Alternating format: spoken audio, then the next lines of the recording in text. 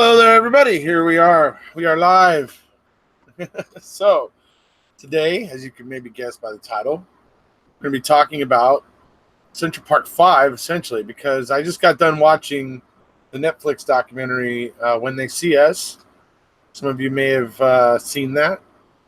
It's very interesting. I mean, this isn't the first thing I've seen about the Central Park 5. I've actually been very intrigued about it for a long time. I've watched a few other things about it. But after watching this one, I was just like, I saw so many people talking about it. I just figured it would be a good thing to kind of talk about. It's very interesting. Some of the other things that I had, watched and stuff that had covered it.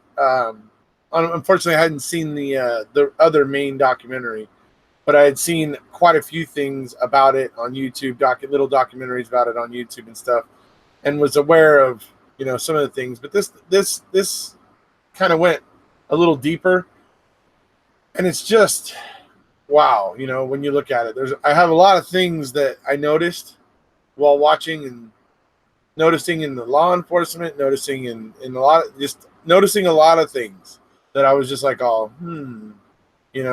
how do you reconcile that? Like certain evidence that came up, it didn't work, didn't fit. It, like another case we all know about, but didn't work, didn't fit, just didn't work, right? And yet they, charge forward because these kids were in there. There was a group of about 40 kids that were roving Central Park that night and were doing kind of little petty mayhem, little stuff, nothing like a rape and then basically a rape, attempted murder, basically, because the actual rapist did actually leave her pretty much bleeding out and dying. But she, wow, is something else. She held on. She lived. It's absolutely tragic what happened to her. And her name is Miley. I forget her last name, and I apologize for that. But she absolutely is just wow, very strong. It may be due to the fact that she was such a good runner that she was in such good health. Might have helped her that she actually survived this, but at a cost. When you see her walk into court in When They See Us, she has quite a bit of trouble walking. And on the stand, she says, when she talks about the effects of what's left, we know what effects she's been left with, and she names it off like number one, she has trouble walking. She has extreme difficulty with stairs. And then she said she has double vision, like permanent double vision. I can imagine that would be quite annoying. And she has no sense of smell. The beating and all that stuff was so bad. And this is an outrage. Let me make sure that that's clear. What happened was an outrage. And I'm glad that the actual perpetrator ended up getting nailed on this. Albeit the perpetrator had to do it himself, because you can't rely on the law enforcement and the DA to do their job properly. The guy ends up confessing. The DA and the police department ended up. I mean, when you see it, they actually reject the whole story of his what's name is Matias Reyes is the guy who actually did it, and they actually were trying to say that his story was BS, or they were trying to claim, okay, fine, there was a sixth person. It's a sixth person, and so there's just so many problems with that. Let me just start right there, right, with a sixth person. Those of you who don't know about the case or whatever, brief thing here. No physical evidence at all of any kind in any way that implicates the Central Park 5. There was no fingerprints or DNA of any sort that implicated any of them. There were there was not, their footprints were not anywhere around there, and all that sort of stuff. There's basically no actual physical evidence in any way that tied them to this. That's, to me, that's just that's just one thing right there that's similar to someone else we all know, isn't it? Similar to somebody else we're all keenly aware of, right? Yeah. So you have that situation, and then all you have is the confessions, which are just ridiculous, riddled with problems, all kinds of just wrong, right? But doing, like they said in another case we're all aware of, right? They kind of did a little picking here, picking there, picking, and then put together what they wanted out of all of it, right? That's essentially what they did. Sound like another case we all know about, folks, right? So, I mean, it's just absolutely just, it really just, you know, pisses me off what happened here, because they were clearly not concerned with what the evidence was saying, and that becomes clear a couple different times. Number one, when the what's her name, Linda Fairstein, who is the DA that has like the hard on for this one, that she takes this one up, and she's outraged about this jogger being raped and all that or whatever, and she's desperate to pin it wherever she can, and so she ends up trying to pin it on a group of rowdy young, 14 to 16 year olds, basically, that were basically up to petty mischief and everything.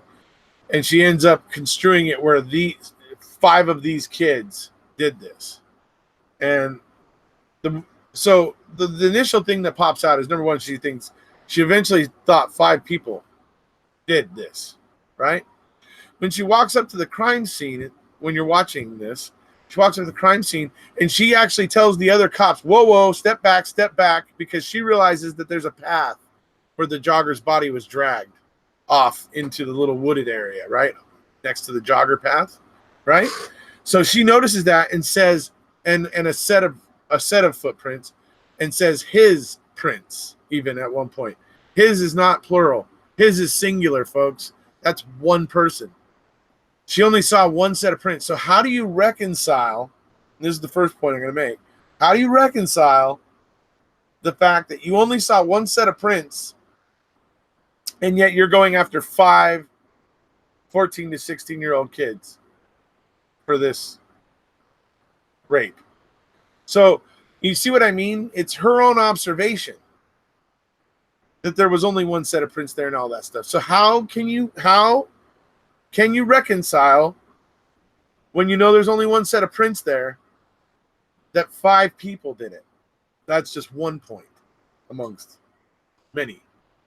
According to the fact, no physical DNA, no any kind of actual physical evidence that implicates any of them. None. Okay. Let's have a look at the chat real quick before I continue.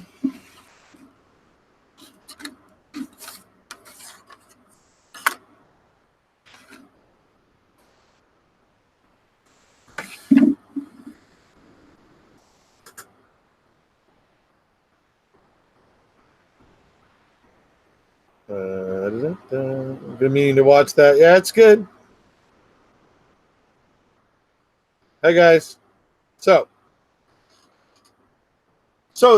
like I said about the footprint thing, right? There's only one set. So how do you reconcile the fact that you're then prosecuting 5 young men for it, right? And saying that you think there could be a 6th. Even going as far, it's like at one point they realized what a horrible case they had once they started trying to piece it all together with this theory that these kids that were running through Central Park and doing whatever, that they made, once they got stuck on that train of thinking, that was it. And it became we'll get as many of these kids as we have to make it stick. It's like the solution was to add more kids to being prosecuted for it, and bullying all these kids into making statements about each other. Because never at one point does any one of them implicate themselves. They only ever point to other kids because the cops are telling them, well, this kid did, Johnny's saying that you did the raping. Yeah, Johnny and Raphael are saying that you did the raping, and there's nobody in this named those names. I'm just saying those names for whatever. But it's like they're coming in and telling one kid that, and so the kid's going, wait. And the whole funny thing about this, folks, is while they're interrogating these kids, dude, they're trying to use the other kids' names against these kids, and they're going, yeah, Charlie said this, that you did that, and blah, blah, blah. And you see the kid look up and go, who's Charlie? Who's that? Yeah, obviously, these kids don't know each other, and they're trying to claim that these kids performed a rape together. And it's like freaking stark raving obvious that these kids don't even know each other. I mean, well, some of them do. Like Yusef and Corey obviously did know each other. In fact, Corey only got dragged in obviously because he went down with his buddy Yusef. Him and his buddy. He didn't want his buddy to go down to the police station alone, so he tagged along with Yusef, and because of that, they ended up coercing him. And it's just like, holy crud, man! It was just like pile on more, and that was like the strategy. And not let's try to figure out what happened here, because one of their initial problems, folks, was they had this timeline worked out of when what happened with the jogger happened, and when these kids were doing their thing. And it so happens that the jogger was getting raped while these kids and all the other kids were all on the other side of the park. They were on the other side of the park and the reason they know this is because of the incidents. That, some of the kids got into it with a jogger and got into a fight, and the jogger got hurt and stuff. And there was just incidents with bicyclists on bike paths and stuff in the park, that little things like that and whatever. Not a single one of those witnesses, and a lot of them appeared in court, not a single one of them actually said they recognized any of the defendants. So it's like that part of their case doesn't even hold up. And it's just like these kids, I mean, it doesn't work because while the jogger is supposedly being raped, all these kids are involved in incidents on the other side of Central Park. Central Park's a huge place, by the way, folks. So upon realizing this problem, they alter the timeline. They just decide to start shuffling events around to fit their narrative. Instead of the narrative fitting the facts, they were making the facts fit their narrative. Essentially, they were changing events and moving things around to suit them. And it's like that's what you see early on.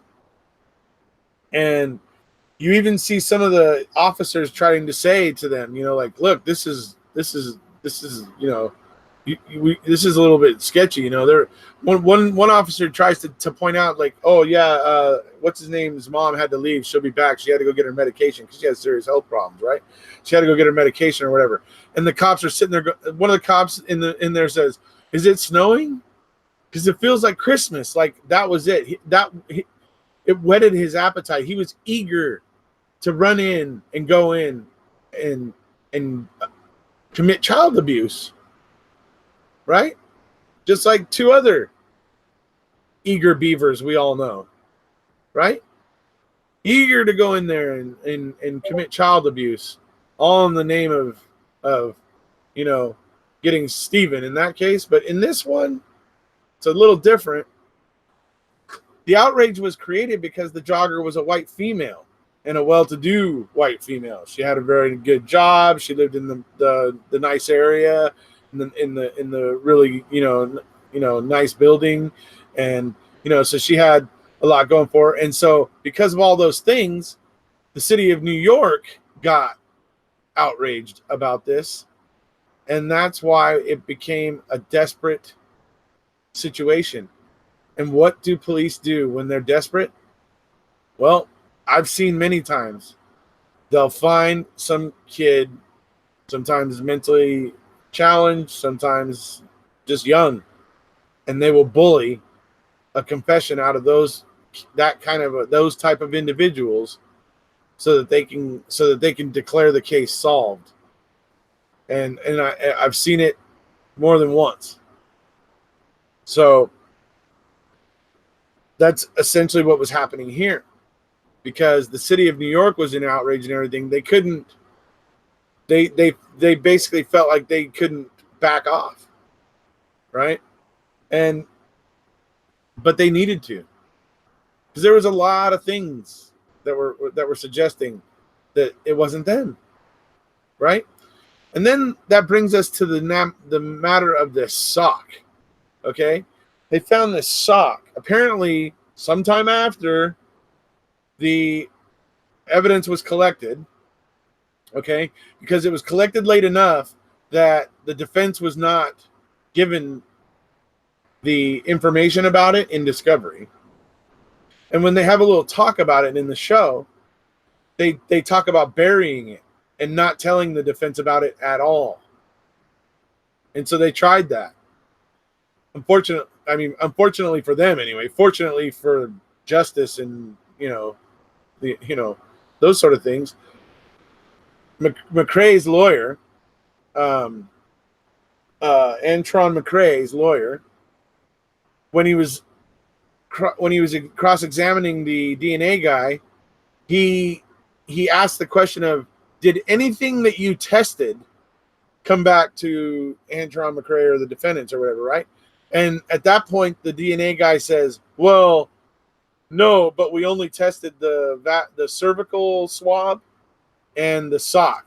And at that point, during trial is when the defense finds out about the sock.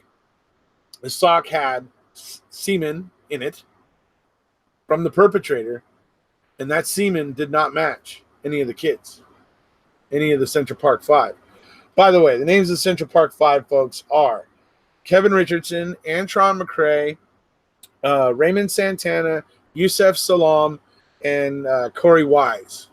So these guys are the ones, and it's sad really to watch. And it was kind of worse, most of all, for Corey, because Corey was 16 and he got thrown into the actual state prison system. Terrible. It's absolutely horrible, and the things he's going through, and when he's in there, it's terrible what happened here. And it's like when you heard me start out at the beginning here, and I was talking about what a terrible thing it is that happened to Miley. It's also, the thing here is we sometimes, the city of New York was wanted blood over this, right? We sometimes are quick to judge and, maybe don't have all the facts. And that's what happened here. And when we do that and we create that pressure without demanding that more investigation be done or something like that, we just decide, whatever. What happened to these kids is ridiculous. Their due process rights were absolutely trampled over, completely trampled. And it was all because, the people wanted blood. And when we do that, we create situations like this where the law enforcement feel pressured to bring the crime to resolution. And sometimes they don't care how. They just want to shut the public up. They sometimes just don't care. The ends justify the means in those scenarios for them. Sad. But how else can you explain it? Who else would want to go into a room like that? Can you imagine? Do you know anybody that would want to go into a room like that with with Brendan Dassey, a mentally challenged 16-year-old, or to go in with a 14 or 15-year-old kid and go in there with the intent purpose to ruin their life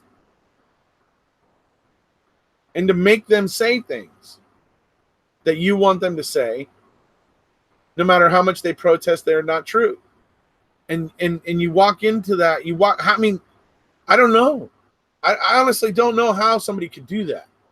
To me, it would be such a repugnant thought to even consider. I mean, why would anybody want to do that? It's just ridiculous, you know?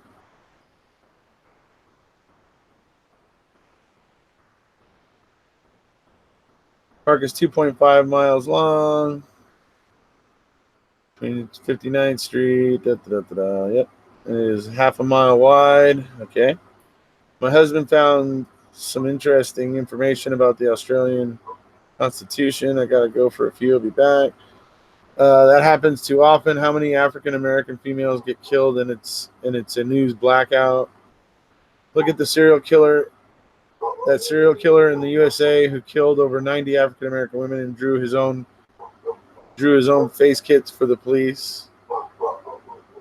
So Cohen's doppelganger was on this case. Even Gary Ridgway versus Ted Bundy, white well-off victims. They're all lost souls, regardless of color. Oh yeah, no, yeah. I look at these kids are juveniles to me. I don't look at it in any other way. I'm sorry, folks. Give me just 1 second, real quick.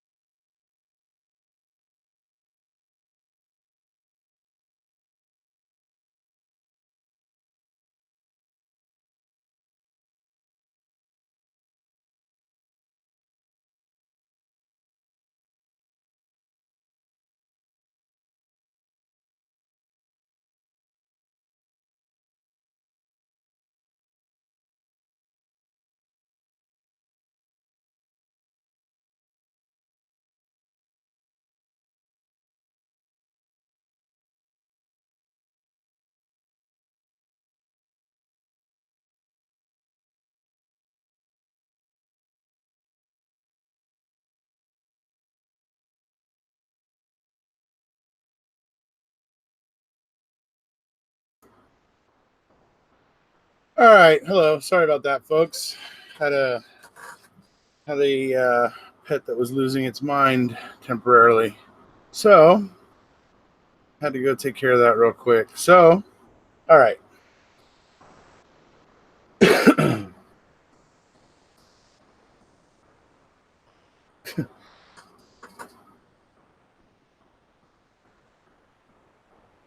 Yeah, I'm back. So anyway, I had to go deal with the situation, and then the situation got a little bit, yeah. Anyway, so all right, so we're talking about the Central Park Five, and as I was saying that, obviously they were crying for, the city of New York was crying for blood, and would they have been if it wasn't a well-respected Caucasian woman? I mean, have we ever seen something like that happen over any other ethnicity or race or anything there? I mean, it would be interesting to know, because that level of outrage that was created over it is what eventually caused this to happen. Like I said, these cops, the ends justify the means. When they want to plug in somebody and get somebody for a crime, because they don't want that crime to go unsolved, because the public would be up their butt about it.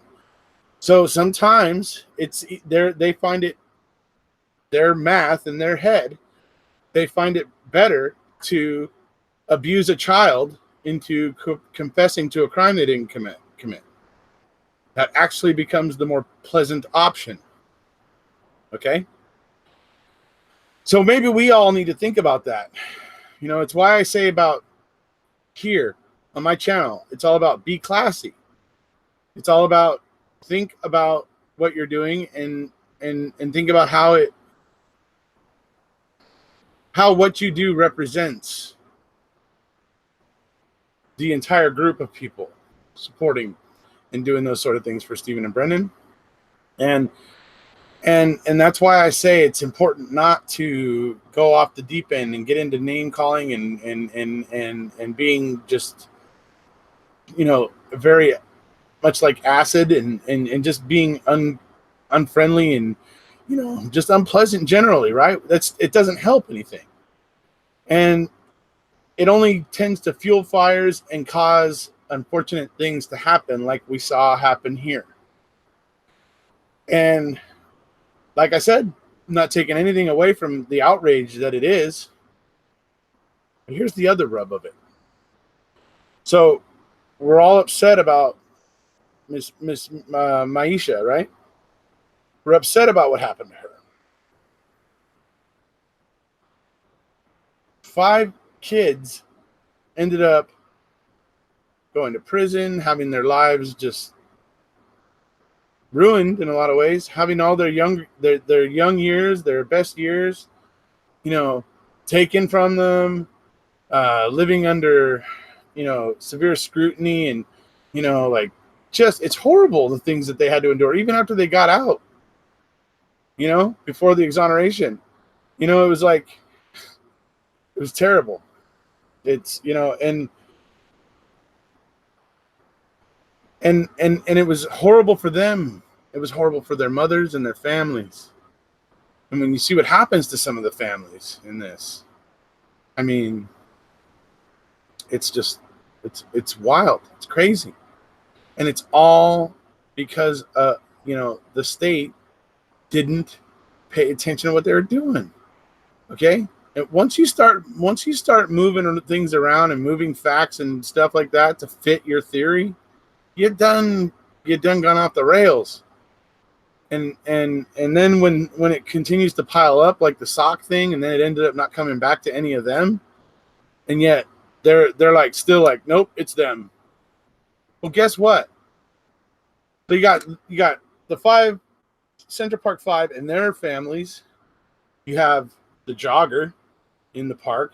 She's a victim.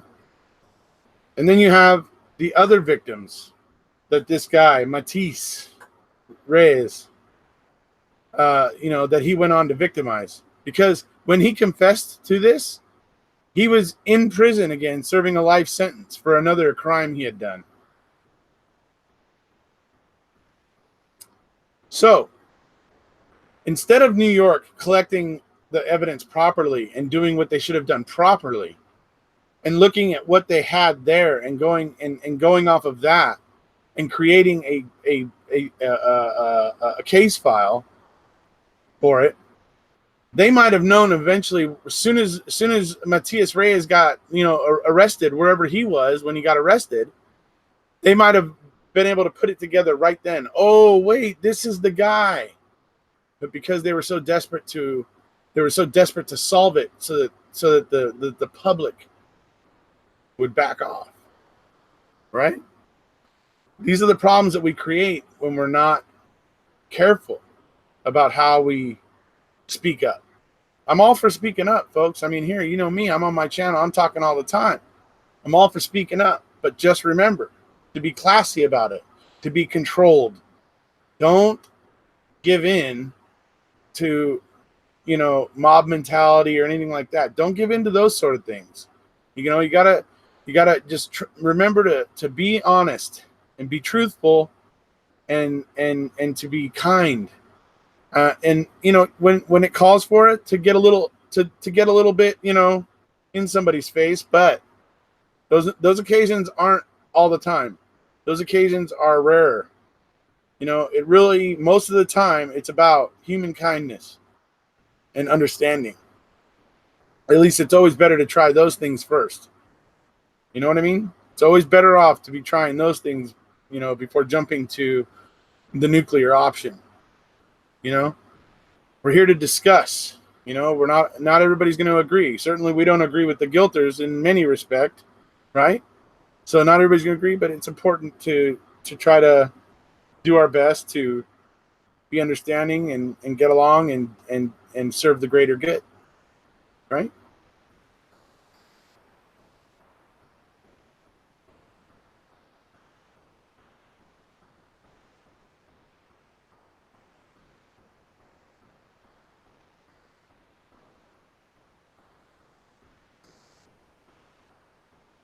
Slant just like green. Yeah, right, Sharon? Another parallel, huh?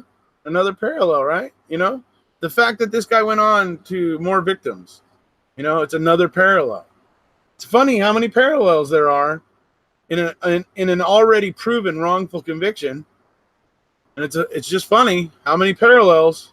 Strange, isn't it? Some say strange, some say, well, no, it's not so coincidental when you just really accept what's happening.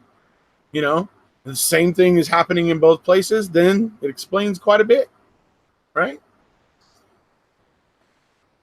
Some of the things that I saw in When They See Us was during the interrogations, and I'd like to see if I can get my hands on actual interrogation footage from this. But what I think is, because it's back in '89, most of the stuff that most of the interrogations we aren't going to see. They were there for something like 43 hours, I believe. They held those kids for 43 hours, I think, something like that, 43 hours, and they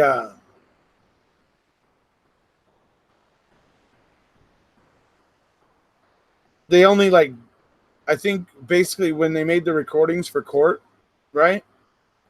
The recordings for court were probably maybe 30 minutes each or whatever. It was basically after all of the cajoling and all of the harassing that they did, then they bring them into a room where they sit in front of a camera and just tell the story that they've been coerced into saying. It's absolutely, because they didn't, back in 1989, people weren't talking about recording juvenile interrogations yet, at least not as much as they are now. Anyway, so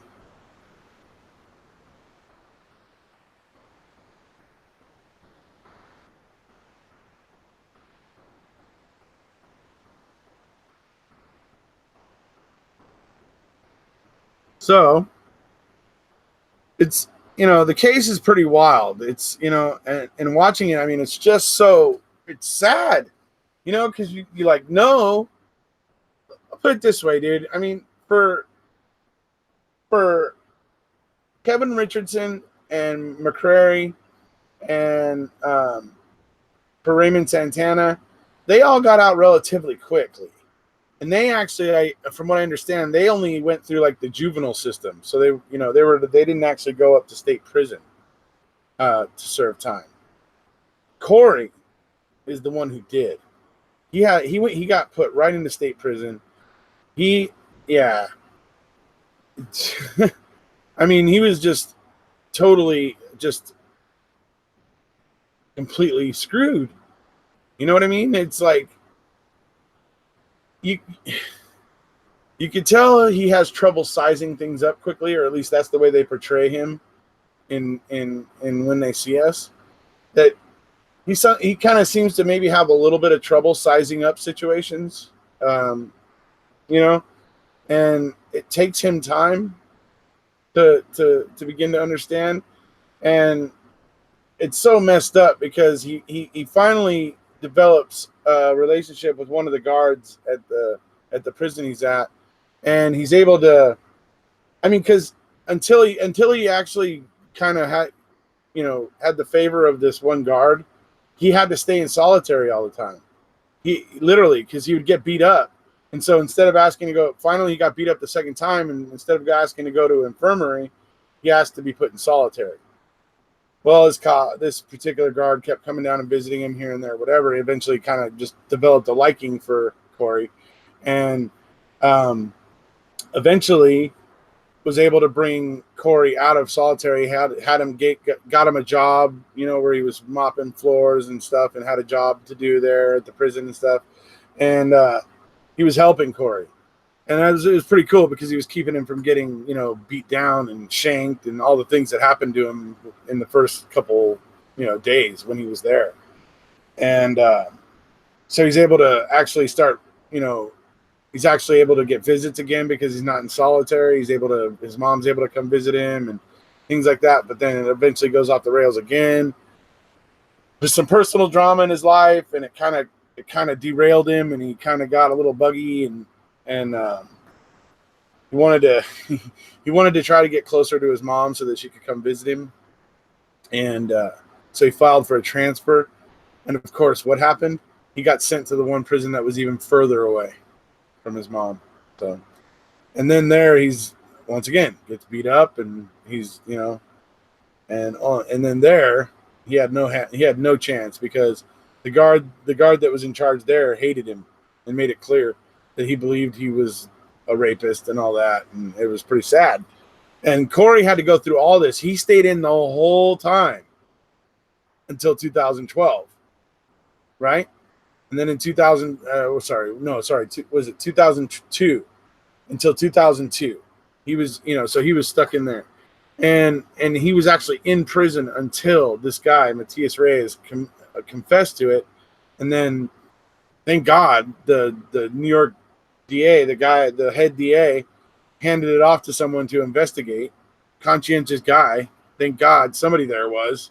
Conscientious guy handed it off to somebody to investigate further, and then that's when they just started looking at the case against these kids, and that's when they go around and start questioning, what's her name, Fairstein, Linda Fairstein, and like the lead detective of the case, and basically their answers are, okay, so we always said there was a sixth person, and it's like, yeah, okay, you only had one set of prints to begin with. You tried 5 kids for this. Now you want to believe a sixth one?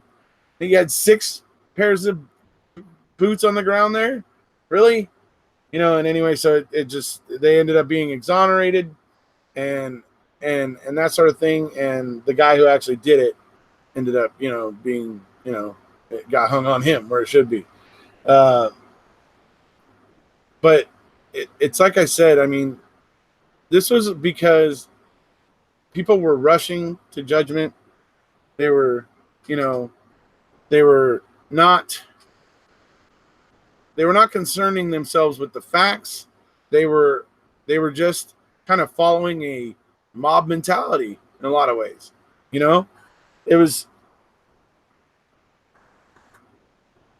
this particular jogger caused a uproar and just outrage and all that sort of stuff. So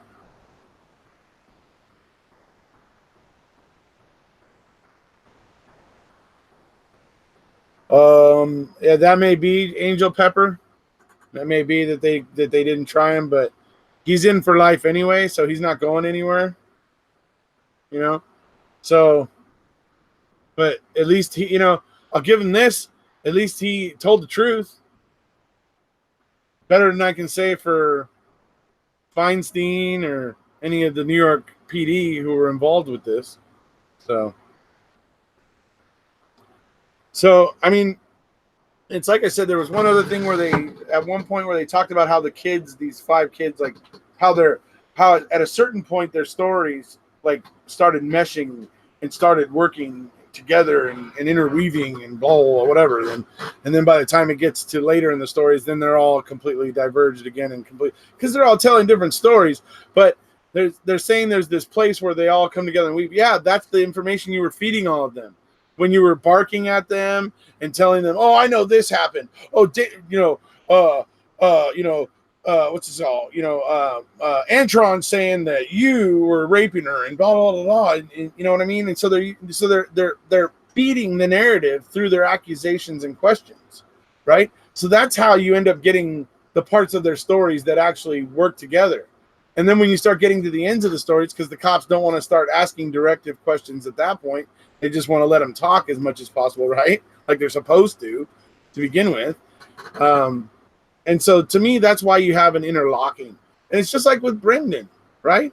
They try to claim that, oh, yeah, he said all these things that blah, blah, blah. No, none of those things can be corroborated. You can't prove any of those things that he said actually even happened. You know what I mean? It's just, there's just so many different, similarities that I think I see here, between the Central Park 5 and Brendan. I know, you think about it. I mean, especially for Corey. I mean, he was in the whole time. And you know why? Because every time he went to parole hearing, the parole board said, "Are you willing to admit that you raped and attempted to murder or whatever this girl, blah blah blah blah blah?" And he was like, "No, I'm not willing to admit to something I didn't do." And so he would get denied parole, and to the point where he stopped going. He just stopped going to the parole hearings because he was just like, he knew what they were going to say, and he was just like, whatever. I'm not going to tell you something that isn't true. That's what they stuck by. I mean, the other interesting part is when Yusef and Antron are going to like this little meeting where they're supposed to go because they're on probation and or parole, and they're supposed to go to this particular meeting. And the lady giving the meeting's a total douchebag, and she obviously believes that they're the rapist too. And so she's just like starts, giving them crap. And then when they stand up and tell her, like, because she starts telling them, are you willing to admit that you did blah blah blah blah blah whatever? And they both stand up and say, look, we were offered a plea deal way back during the trial, and we didn't take that because we decided we were not going to say something that wasn't true. Why would we change that right now for you? Basically, to this lady, right? And so she like kicks them out or whatever. She's been apparently kicking Yusef out of the meeting every time when he comes, because she hates him. It's like, oh, that's great. That's real good people we want working with rehabilitating.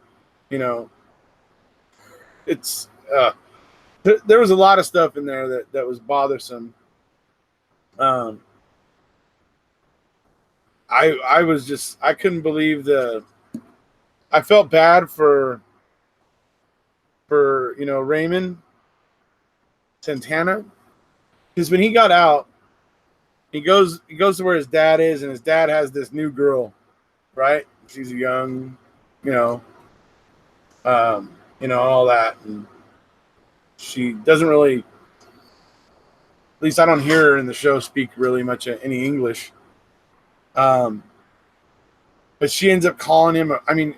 She ends up saying calling him a rapist at one point, saying it in Spanish, and he picked up on it, and she was just mean. She was just kind of just mean, and it was just I don't know. I just felt bad for him, dude, because it was just messed up. Because there's also, he gets there and there's like 10 kids in the house there, in the apartment or whatever, and he's the one that ended up he was going to move in with a girl, right? And he had a job, so this girl was saying, why don't we get a place or whatever, and he agrees. And like pretty much as soon as that happens,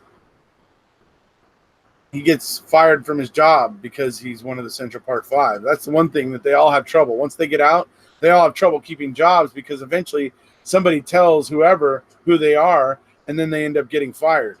And so they can't hold jobs very well. They have trouble holding jobs, and so that's what happened to Raymond.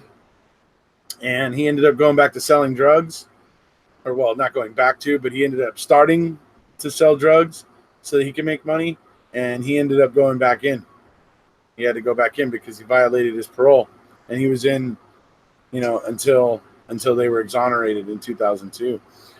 So now it ended up they were able to file their suit, and they ended up getting what the price or the amount that is being reported is $41 million that they got just for between the five of them, I guess. And it's just how do you repay somebody for robbing them of their youth, of their most really exciting years of their life? How do you repay that? Especially thinking that you took it from them, and in doing it, you allowed the real perpetrator to go on to victimize others. I mean, how does this sit with you at night? I would actually like to hear an answer to that question from Leadering. She's the lady. She's the attorney that actually prosecuted the trial. Fairstein was the one that was in charge of coordinating the police and all that sort of stuff. Leadering was the one that was actually prosecuting it. But I would like to ask her at this point, now seeing everything that you see, knowing that you ruined five kids' lives and a couple of other people's lives because you actually didn't do your job right, and the perpetrator went on to victimize more women in the same way that so outraged you here, or in a similar way as to what so outraged you here. So, I mean, like, how does that sit with you?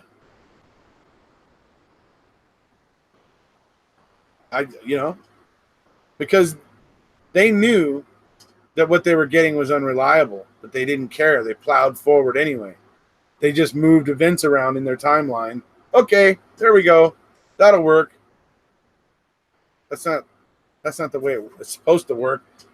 You can say that'll work, but that's not the way it's supposed to work, right?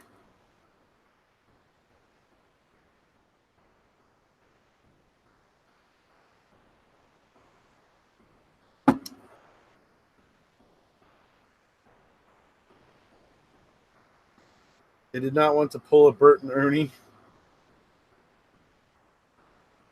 It's a group.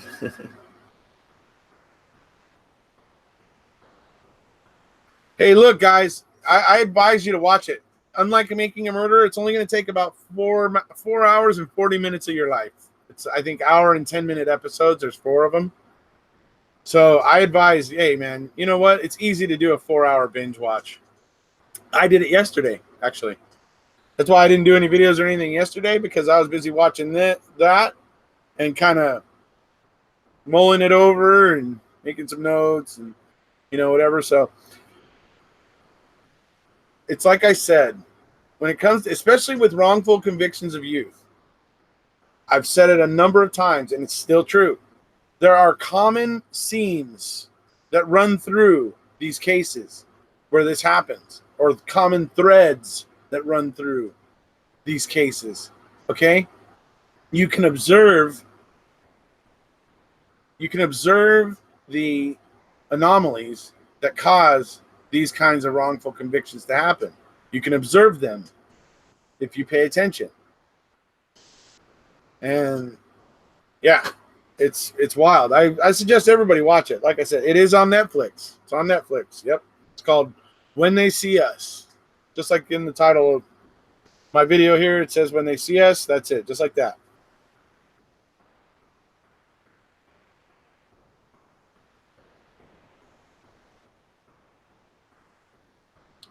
It's impossible to repay the years lost.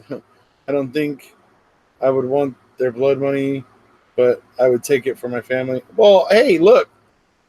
3 of them now 3 of them moved the hell out of New York. Bye-bye. They went to Georgia. They actually live in Georgia now. 1 moved to New Jersey. And 1, Corey Wise, the one that was in state prison and was in prison the entire time until they were exonerated, he is still there. And he started an innocence project there to help other kids that are in the situation he was once in, and to help prevent wrongful convictions. So pretty interesting. But he's the only one that's still there and stayed there. The rest of them got the hell out. They got, their settlement and said, "Yep, I'm gone. Bye-bye." So it's pretty wild, I mean, it's just, when you think about it, I mean,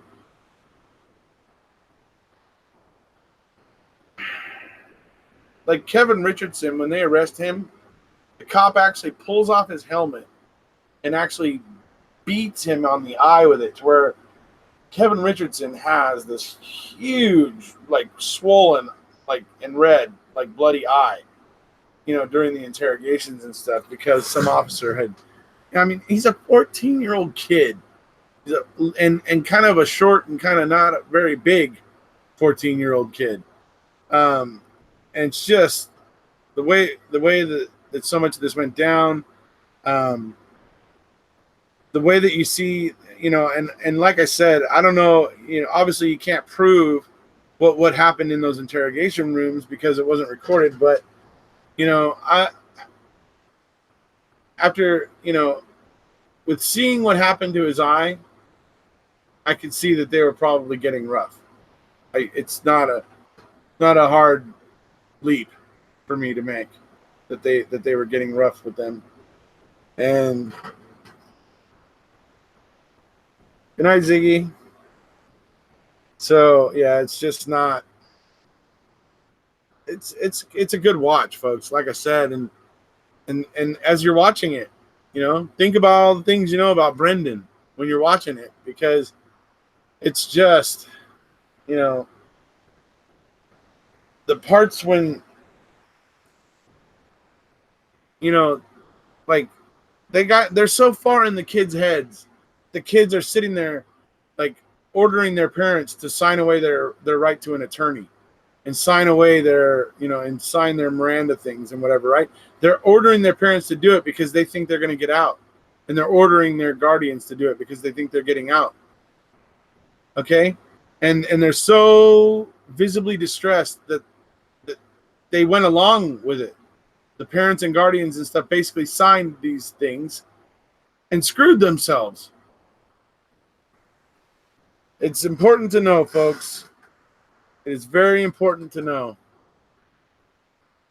that you can't trust always police to do the right thing on their own. And when you find yourself in a situation like that, you get up and you walk out. Okay? That's what you do. Get up and walk out. If anybody stops you walking out, you are then under arrest, and then you say, "Lawyer. I have nothing to say, lawyer." Important, folks. If you see prejudiced law enforcement, that's what you have to do. Don't think you can work with them. Don't think that you can somehow sway them. No. If an officer or a detective is at the point where they're ready to look at you when you haven't done it, then there's a problem. Either they don't know who did it, they have an issue, and they don't care. They're just, whatever is happening, if they are coming at you and being aggressive with you and unwilling to accept, that you didn't do it, then you have to just say, "Look, I'm done here. I'm walking out." And then if you get stopped walking out, then you say, "I'm under arrest. Am I under arrest?" And to which once you get a yes, then you say, "Lawyer. Lawyer." I have nothing to say without a lawyer. And that's what you say. So it's important. What these kids should have done. But at the same time, these cops were intimidating. You know what I mean? They intimidated Antron McCrae's father because Antron McCrae's father had a bit of a shady past. But he had cleaned up his life. He was doing good, and he was taking care of Antron and being a good dad and all that. But the night that this all went down, one of the cops like totally shook him. His Antron's dad totally shook him because he told him. He said something to the effect of, "It'd be unfortunate." He says to Antron's dad because Antron's trying to tell him, like, "Look, my boy didn't do this. My boy didn't do this. He didn't. He's not like this." And the cop ends up coming back at him saying, "You work at Imperial Park, huh?" And he's like, "Oh yeah." He goes, "That's a good job." And the dad's like, "Yeah, it is a good job." He goes, "It'd be a shame if they were to find out about your past." And so like that's basically a threat to Antron's father. And that convinces Antron's father to go in there and convince Antron to tell the police what they want to hear, to tell the detectives what they want to hear. It's such a freaking train wreck, And what the hell? 43 hours? They had these kids there for 43 hours. And I mean, yeah, it's just absolutely bogus. And then on top of all of it, you had, regardless of how you feel about him, you had Mr. Fake News talking about taking out a full page ad in the New York Times talking about let's reinstate the death penalty. Oh, yeah. That would have been great, wouldn't it? If he had killed a bunch of teenage boys and then would have had Matias Reyes. After you had killed them, you have Matias Reyes confessing to it. That would have been a real good one. Yeah, great suggestion. There. I mean, jeez. Anyway, fortunately, in the end, things got set right. But, I mean, obviously, it still was a rough 13 years for the Central Park Five. And roughest of all for Corey, who spent it in state prison the entire time. Yeah, it's sad. I mean, when you see the depths of despair that these kids go through, 14 and 15 and 16-year-old kids, and the depths of despair as the system continues to fail them again and again and again. And it's just it's sad, but at least eventually in the end it all got sorted out. And they were able to get some kind of a settlement that was able to give them the ability to go somewhere and start a better life, a little bit, to do something with their life since so much of it had been taken away. But like I said, we have to pay attention to cases like this one. This one, Brendan's, the other ones I've covered, like Devontae Sanford, Corey Williams, Daniel Villegas. All these, these wrongful conviction of youth series videos that I do. This happens to be the first time I'm doing one as a live, but these videos I do are important. It's important for us to all be well versed and educated about other cases like Brendan's and even Stevens. It's important for us to be educated about these things so that we're more well versed in what's supposed to happen and what should happen and what didn't happen and that sort of stuff, right? The more we learn about more cases like this, the more it informs us of how the system is working and what needs to happen for it to work better, right? It's important for us to be doing that. Haven't sent me this for if you're ever stopped. These guys give great advice. Stopped what?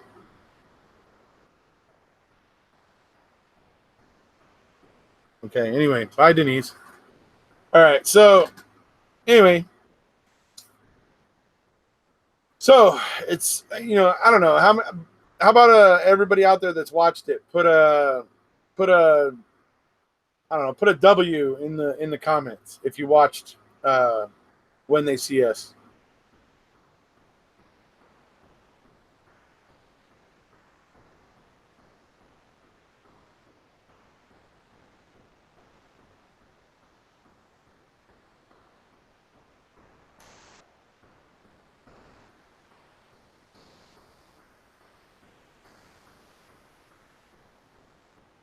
Yeah, so pretty much I haven't watched it yet. All right. Well, I guess I'm a bit premature.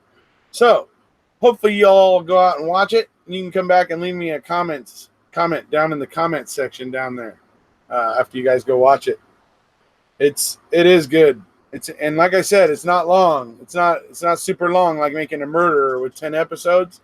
It's just 4 episodes. I believe they're like basically an hour and 10 minutes each. So it won't take up a huge chunk of your life, but it's very interesting. And it's good for us, like I said, for us all to be well versed in these kinds of cases with wrongful convictions of youth. We can't have our criminal justice system continuing to think that it's okay to do this to kids over and over again. You know, it's time. You know, enough is enough. You know, so.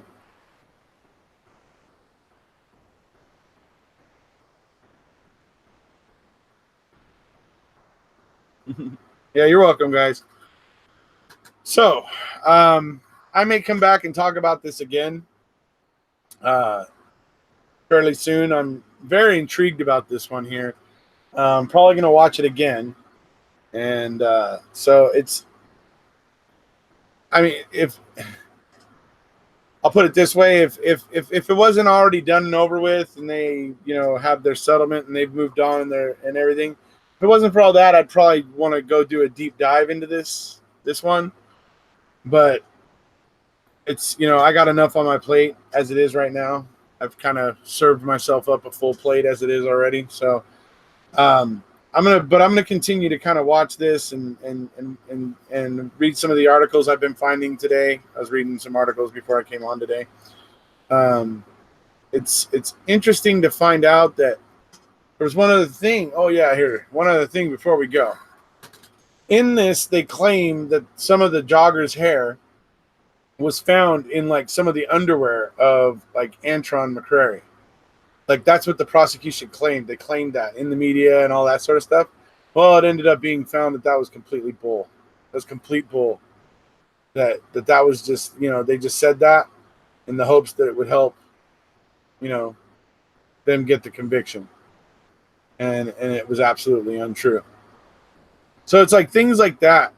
You know when they know their case is bad. When they know that they know they're doing wrong because of the way they tell on themselves. They tell on themselves by the way that they act, right? And the things that they do and the things that they hide and that sort of stuff. So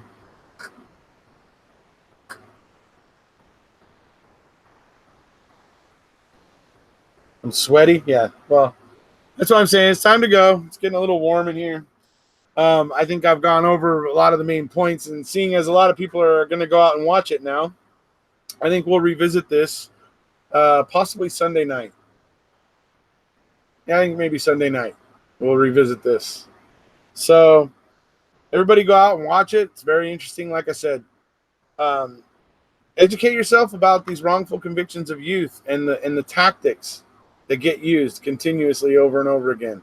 Like I said, it's common streams, common seams, and common threads that run through all of these wrongful convictions of youth.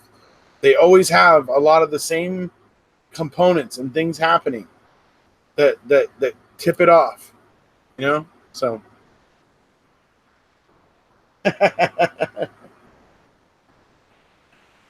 all right. So anyways, that's about it for this one, folks. Everybody go out and watch it. I want to kind of revisit this hopefully on Sunday.